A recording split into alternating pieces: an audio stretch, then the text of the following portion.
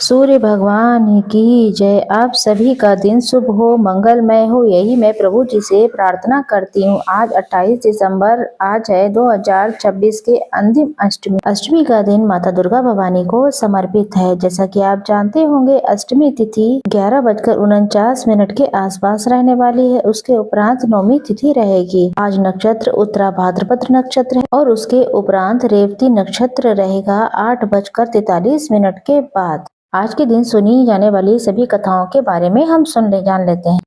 तो आइए आज के दिन सुनी जाने वाली सभी कथाओं का रसवादन कर लेते हैं। आज के दिन सुंदर रूप में अभिजीत मुहूर्त का जो समय रहेगा, जो कि हर कार्य की जीत के लिए जाना जाता है, 12:07 से 12:49 के आसपास रहेगा। अमृत काल जो कि सबसे सुंदर में है समय, जो सुबह 5:22 से 6:54 के आसपास रहने वाला है। आज के दिन राहु काल के अशुभ समय का त्याग करके पूरा दिन सब श्रेष्ठ रहेगा। राहु काल का अशुभ समय रहेगा शाम को 4:26 से 5:43 के आसपास रहने वाला है। अगर शुभ चौघड़िया की बात करें तो आज शुभ चौघड़िया सर्वश्रेष्ठ रूप में 9:47 से 11:09 के आसपास हमें प्राप्त है। लाभ की चौघड़िया में कोई भी काम सर्वश्रेष्ठ रूप में हमें फल देता है। आज रविवार है, सूर्य नारायण भगवान का दिन है और माँ दुर्गा भवानी का दिन है। सूर्य भगवान की विशेष आराधना और दुर्गा भवानी का पूजन जो है आपका भाग्य प्रबल कर सकता है। तो आइए आज सुनी जाने वाली सभी कथाओं का रसवादन करें। तो आइए आरंभ करते हैं सबसे पहले सूर्य नारायण भगवान की कथा को।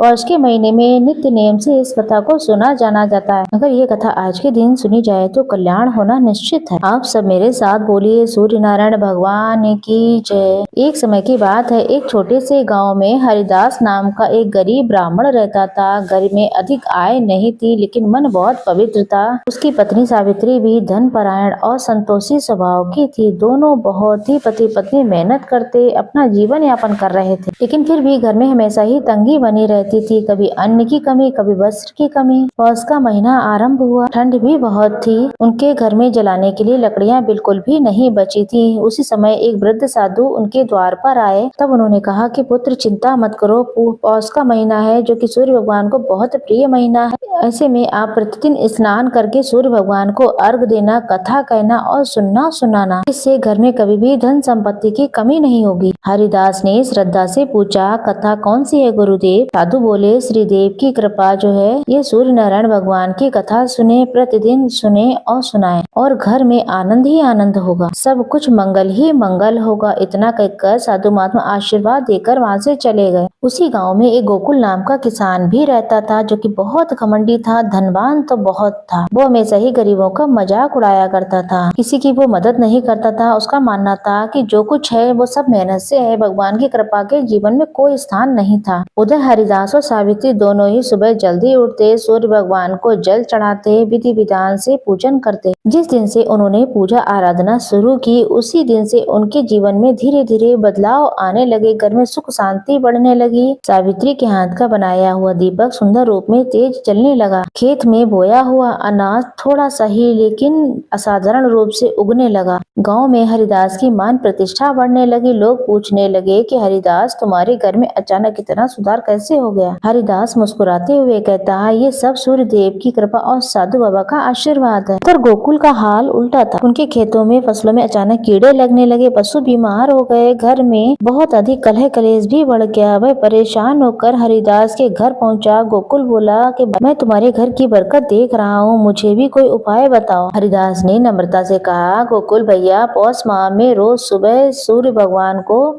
जल दो और कथा रोज कहो और सुनो। अहंकार छोड़ दो, भगवान का धन्यवाद करो और भगवान पर भरोसा करो। गोकुल ने भी वैसा ही किया। सुबह जल्दी उठा, स्नान किया, सूर्य भगवान को जल अर्पित किया, नियमित रूप से सूर्य भगवान की कथा की और कथा सुनी। फिर क्या था, 7 दिनों में ही उसके जीवन में परिवर्तन आ गया। उसके खेत फिर से हरे भरे हो गए, घर में शांति छा गई। सबसे बड़ी बात ये हुई कि गोकुल के मन में जो घमंड था वह निकल गया। वह हर दिन गरीबों की मदद करता, सबके सुख दुख में खड़ा रहता। पौष मास के अंतिम दिनों में बहुत तेज रोशनी दिखाई दी, जिसे देखकर हर कोई हैरान रह गया। तभी आसमान से एक दिव्य आवाज सुनाई दी। उस दिव्य आवाज ने कहा, हे भक्तों, जो पौष माह में बड़ी ही श्रद्धा से भगवान सूर्य नारायण भगवान की कथा कहता है, दान पुण्य करता है, पूजा पाठ में अपना मन लगाता है और सूर्य भगवान की आराधना करता है, उसके जीवन में मैं हमेशा ही प्रकाश ही प्रकाश देता हूँ। सभी लोग नतमस्तक हो गए।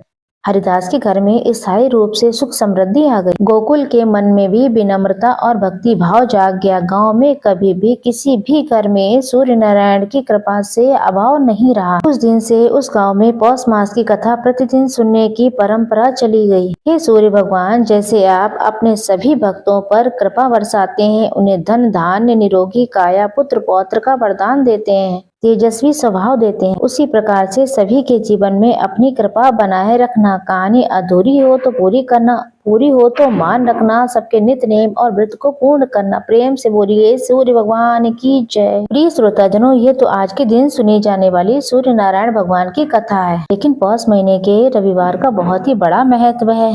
एक सूर्य भगवान की कथा जो कि रविवार व्रत कथा के रूप में जानी जाती है। इसे सुनने से श्रेष्ठ फलों की प्राप्ति होती है। हे सूर्य नारायण भगवान, मैं आपसे प्रार्थना करती हूँ, जो प्रिय श्रोता इस कथा को सुन रहे हैं, उनके जीवन में निरोगी काया रखना, सौभाग्य देना, पुत्र पौत्र का वरदान देना। आप सभी भी कमेंट बॉक्स में भगवान का नाम जाप जरूर से करें। बोलिए सूर्य नारायण भगवान की जय। कथा के अनुसार एक बुढ़िया थी। उसका प्रतिदिन का नियम था, वे रविवार को सुबह ही स्नान करके घर को गोबर से लीप कर भोजन तैयार करके भगवान को भोग लगाकर स्वयं भोजन करती थी। ऐसा करने से उसका घर अनेक प्रकार से धन धान्य से भर गया। सूर्य नारायण भगवान की कृपा से उसे किसी प्रकार का दुख नहीं था। सब प्रकार से घर में आनंद था। इस तरीके से कुछ समय बीते थे कि उसकी एक पड़ोसन गौ का गोबर बुढ़िया लाया करती थी। विचार करती है कि ये वृद्धा हमेशा ही हमारी गाय का गोबर ले जाती है, इसलिए वो अपनी गाय को घर के भीतर बांधने लगी। बुढ़िया को गोबर न मिलने पर रविवार के दिन अपने घर को लीप नहीं पाई, इसलिए उस दिन न ही उसने भोजन बनाया, न ही भगवान को भोग लगा पाया और स्वयं भी भोजन उसने नहीं किया। इसलिए उसने उस दिन निराहार व्रत किया। रात्रि हो गई और वह भूखी सो गई। रात्रि में भगवान ने उसे स्वप्न में दर्शन दिए और कहा कि भोजन न बनाने और न भोग लगाने का कारण पूछा। वृद्धा ने गोबर न मिलने का कारण वृद्धा को सुनाया। तब भगवान ने कहा कि माता, हम तुमको एक ऐसी गौ देते हैं जिससे तुम्हारी सभी मनोकामनाएं पूर्ण हो जाएंगी, कि तुम रविवार को गाय के गोबर से ही लीप कर भोजन बनाकर मेरा भोग लगाकर खुद भोजन करती हो। इससे मैं खुश होकर तुम्हें वरदान देता हूँ। निर्धन को धन और बांझ स्त्रियों को पुत्र देकर दुखों को दूर करता हूँ। अंत में मोक्ष भी देता हूँ। स्वप्न में ऐसा वरदान देकर भगवान तो अंतर्ध्यान हो गए। वृद्धा की आंखें खुली तो उसने देखा कि उसके आंगन में बहुत ही सुंदर गाय और उसका बछड़ा बंधा हुआ। वह गाय को और उसके बछड़े को देखकर अति प्रसन्न होती है। उनको घर के बाहर बांध देती और वहीं उसे खाने को चारा भी दिया। जब पड़ोसन ने देखा बुढ़िया के घर में एक इतनी सुंदर गाय है, तो द्वेष के कारण उसका हृदय जल उठता है। फिर वो एक दिन देखती है कि गाय ने तो सोने का गोबर किया है। फिर क्या था, वो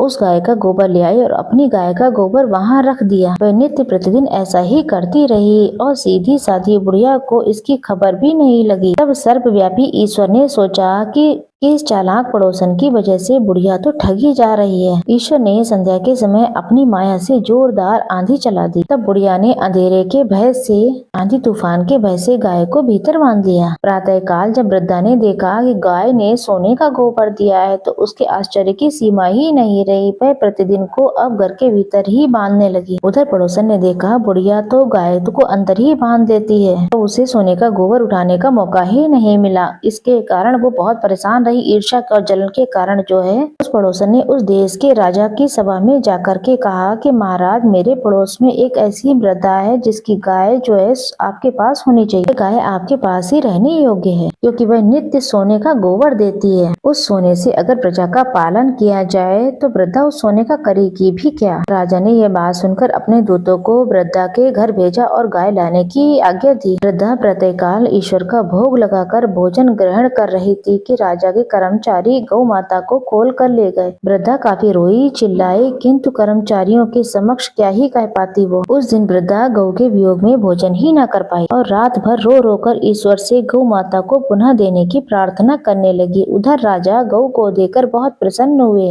वह सुबह उठा तो सारा महल गोबर से भरा हुआ था। सुबह राजा ये सब देखकर घबरा गया। रात्रि में राजा ने भगवान को स्वप्न में देखा। कहा भगवान ने कि ये गाय वृद्धा की है, उसे लौटा दे, नहीं तो तेरा भला नहीं होगा। उसके रविवार व्रत से प्रसन्न होकर मैंने ये गाय उपहार स्वरूप दी है। प्रातः होते ही वृद्धा को बुलाया गया। बहुत से धन का सम्मान देकर उसकी गाय और उसे बछड़ा उसे लौटा दिया। उसकी पड़ोसन उसे उचित दंड दिया गया। इतना करने के बाद राजा के महल की गंदगी दूर हो गई। उसी दिन से राजा ने नगर वासियों को आदेश दिया, राज्य तथा समस्त मनोकामना की पूर्ति के लिए सभी जन जो है आज से रविवार के व्रत करें, सूर्य भगवान नारायण की आराधना करें। व्रत की वजह से नगर के सभी लोग सुखी जीवन यापन करने लगे। कोई भी बीमारी प्रकृति के प्रकोप के नहीं रहा। सारी प्रजा और राजा सुख पूर्वक जीवन यापन करने लगे। तो बोलिए मेरे साथ सूर्य नारायण भगवान की जय।